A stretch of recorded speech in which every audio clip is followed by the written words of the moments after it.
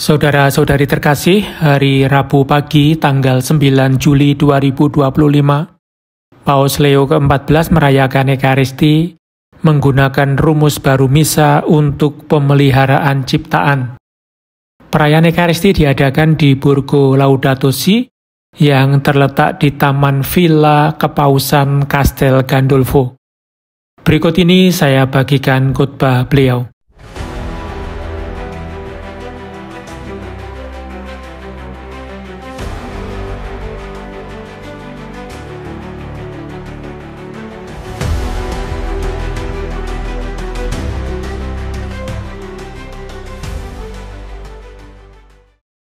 Pada hari yang sangat indah ini, pertama-tama saya ingin mengajak kita semua, mulai dari diri saya sendiri, untuk sungguh-sungguh menghayati apa yang kita rayakan hari ini dalam keindahan sebuah katedral alami. Bisa dikatakan demikian, dengan tanaman dan begitu banyak unsur ciptaan yang telah membawa kita ke sini untuk perayaan Ekaristi, yang berarti mengucap syukur kepada Tuhan. Ada begitu banyak alasan untuk bersyukur kepada Tuhan dalam perayaan Ekaristi ini. Ini merupakan perayaan pertama dengan rumus baru Misa Kudus untuk pemeliharaan ciptaan, yang merupakan hasil kerja berbagai dikasteri di Vatikan. Secara pribadi, saya ingin berterima kasih kepada kalian yang hadir di sini, yang telah menyiapkan liturgi ini. Seperti kalian ketahui, liturgi mencerminkan kehidupan, dan kalianlah pusat kehidupan Laudato Si ini. Saya ingin mengucapkan terima kasih kepada kalian semua saat ini, pada kesempatan ini, atas segala yang kalian lakukan, mengikuti inspirasi indah dari Paus Fransiskus, yang telah mempersembahkan sebidang kecil tanah ini, taman-taman ini, ruang-ruang ini, justru untuk melanjutkan misi penting yang kita kenal, terutama 10 tahun setelah terbitnya Laudato Si. Kebutuhan mendesak untuk merawat ciptaan rumah kita bersama. Di tempat ini, kita seperti berada dalam gereja-gereja kuno abad-abad awal, yang memiliki kolam pembaptisan sebagai pintu masuk menuju gereja. Saya sendiri mungkin tidak ingin dibaptis di air ini, namun melewati air merupakan simbol pembersihan dosa dan kelemahan kita, agar bisa masuk ke dalam misteri besar gereja yang juga kita alami hari ini. Di awal misa kita mohon pertobatan kita. Saya ingin menambahkan bahwa kita juga harus berdoa untuk pertobatan banyak orang, baik di dalam maupun di luar gereja, yang masih belum menyadari urgensi menjaga rumah bersama kita. Begitu banyak bencana alam yang masih kita saksikan di dunia ini, hampir setiap hari, di banyak tempat, banyak negara.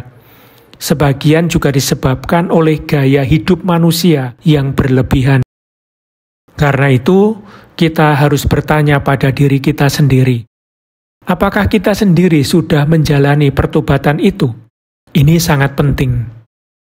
Setelah semua saya sampaikan, saya masih memiliki homili yang sudah saya siapkan. Mohon sedikit bersabar. Ada beberapa hal yang pantas kita refleksikan pagi ini, sembari kita berbagi suasana akrab dan damai dalam dunia yang sedang terbakar, baik oleh pemanasan global maupun konflik bersenjata, yang menjadikan pesan Paus Fransiskus dalam ensiklik Laudato Si dan Fratelli Tutti sangat relevan.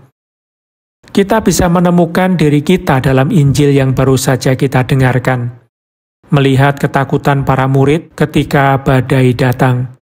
Ketakutan yang juga dirasakan oleh sebagian besar umat manusia. Namun di tengah tahun jubileum ini, kita mengakui dan bisa mengulanginya, masih ada harapan. Kita telah menemukannya dalam diri Yesus. Ia tetap menenangkan badai. Kuasanya bukan menghancurkan, melainkan menciptakan. Bukan merusak, melainkan menghidupkan kembali. Dan kita pun bertanya, siapa gerangan orang ini, sehingga angin dan danau pun taat kepadanya. Kekaguman yang diungkapkan dengan pertanyaan merupakan langkah pertama untuk keluar dari rasa takut. Di sekitar Danau Galilea, Yesus tinggal dan berdoa. Di sana pula ia memanggil murid-murid pertamanya di tempat hidup dan kerja mereka. Perumpamaan-perumpamaan yang ia gunakan untuk mewartakan kerajaan Allah mengungkapkan kedekatan yang mendalam dengan tanah dan air itu, dengan irama musim dan kehidupan ciptaan.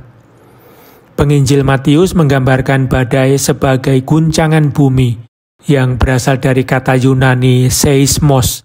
Kata yang sama akan digunakan Matius untuk gempa bumi saat kematian Yesus dan juga pada fajar kebangkitannya. Atas guncangan ini, Kristus berdiri tegak. Dalam Injil, kita sudah bisa melihat Sang Kristus yang bangkit hadir dalam sejarah kita yang jungkir balik. Teguran Yesus kepada angin dan laut menyatakan kuasanya untuk hidup dan menyelamatkan, melebihi kekuatan-kekuatan yang membuat makhluk ciptaan merasa kehilangan harapan. Mari kita ulangi pertanyaan itu. Siapa gerangan orang ini sehingga angin dan danau pun taat kepadanya? Lagu pujian dalam surat kepada umat Kolose yang kita dengar tadi seakan-akan menjawabnya. Ia adalah gambar Allah yang tidak kelihatan, yang sulung dari segala ciptaan, karena dalam Dialah segala sesuatu diciptakan, baik di surga maupun di bumi. Para murid saat itu masih diliputi ketakutan dalam badai, belum bisa mengakui siapa Yesus sesungguhnya. Tapi kita sekarang, dalam iman yang telah diwariskan kepada kita, dapat melanjutkan. Ia adalah kepala tubuh, yaitu gereja. Ia adalah yang awal, yang sulung dari orang-orang yang bangkit dari antara orang mati, supaya ia yang utama dalam segala sesuatu. Kata-kata ini menjadi tanggung jawab sejarah bagi kita. Kita adalah tubuh yang hidup, tubuh di mana Kristus adalah kepala. Misi kita untuk menjaga ciptaan, untuk membawa damai dan rekonsiliasi adalah misinya juga. Misi yang telah dipercayakan Tuhan kepada kita. Kita mendengarkan jeritan bumi. Kita mendengarkan jeritan kaum miskin. Karena jeritan itu telah sampai ke hati Allah. Kemarahan kita adalah kemarahannya. Kerja kita adalah kerjanya. Mazmur hari ini memberi inspirasi. Suara Tuhan di atas air, Allah yang mulia mengguntur, Tuhan di atas air yang besar, suara Tuhan penuh kekuatan, suara Tuhan penuh semarak. Suara ini menggerakkan gereja untuk bernubuat, bahkan ketika suara itu menuntut keberanian untuk melawan kekuatan destruktif dari para penguasa dunia ini. Perjanjian yang tak tergoyahkan antara pencipta dan ciptaannya sesungguhnya mendorong akal budi dan usaha kita untuk mengubah kejahatan menjadi kebaikan, ketidakadilan menjadi keadilan, keserakahan menjadi persekutuan. Dengan kasih yang tak terbatas, satu-satunya Allah telah menciptakan segalanya dan memberikan hidup kepada kita. Karena itu, Santo Fransiskus dari Assisi menyebut ciptaan sebagai saudara, saudari, ibu. Hanya dengan pandangan kontemplatiflah kita bisa mengubah relasi kita dengan ciptaan dan keluar dari krisis ekologis yang disebabkan oleh rusaknya hubungan dengan Allah, dengan sesama, dan dengan bumi akibat dosa. Saudara-saudari terkasih, Borgo Laudato Si, tempat kita berada saat ini, atas gagasan Paus Fransiskus ingin menjadi semacam laboratorium tempat kita hidup dalam harmoni dengan ciptaan, yang bagi kita berarti penyembuhan dan rekonsiliasi, dengan mengembangkan cara-cara baru dan efektif untuk menjaga alam yang dipercayakan kepada kita. Kepada kalian yang dengan penuh semangat mewujudkan proyek ini, saya menyampaikan doa dan dukungan saya. Ekaristi yang kita rayakan ini memberi makna dan menopang karya kita, seperti yang ditulis oleh Paus Fransiskus. Dalam Ekaristi, ciptaan mencapai puncaknya. Rahmat yang cenderung menyatakan diri secara nyata, mencapai ekspresi yang mengagumkan ketika Allah sendiri menjadi manusia, rela dimakan oleh ciptaannya.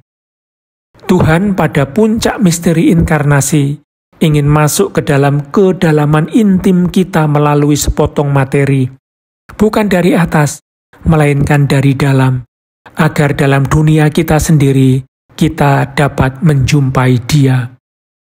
Dari tempat ini, saya ingin menutup renungan ini dengan mempercayakan kepada kalian kata-kata Santo Agustinus dalam halaman terakhir pengakuannya yang menggabungkan ciptaan dan manusia dalam pujian kosmik. Segala karyamu memuji Engkau, agar kami mengasihimu, dan kami mengasihimu, agar segala karyamu memuji Engkau. Semoga inilah harmoni yang kita sebarkan ke seluruh dunia.